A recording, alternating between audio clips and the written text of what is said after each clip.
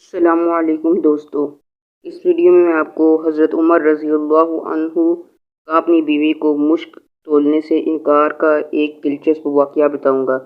چلیے ویڈیو کو شروع کرتے ہیں۔ حضرت عمر رضی اللہ عنہ کی خدمت میں ایک مرتبہ بحرین سے مشک آیا۔ ارشاد فرمایا کہ کوئی اس کو تول کر مسلمانوں میں تقسیم کر دیتا۔ آپ رضی اللہ عنہ کی اہلیہ حضرت عاتقہ رضی اللہ عنہا نے عرض کیا، میں تول دوں گی۔ آپ رضی اللہ عنہ نے سن کر سکوت فرمایا۔ تھوڑی دیر میں پھر یہی ارشاد فرمایا کہ کوئی اس کو تول دیتا تاکہ میں تقسیم کر دیتا۔ آپ کی اہلیہ نے پھر یہی عرض کیا۔ آپ نے سکوت فرمایا۔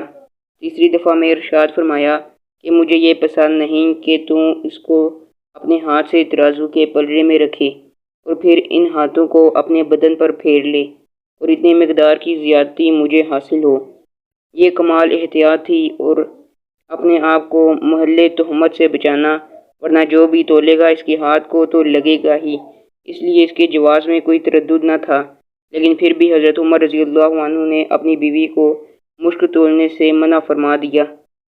ان کے زمانہ میں ایک مرتبہ مشک تولا جا رہا تھا تو انہوں نے اپنی ناک بند فرما لی اور ارشاد فرمایا کہ مشک کا نفع تو خوشبو ہی سونگھنا ہے۔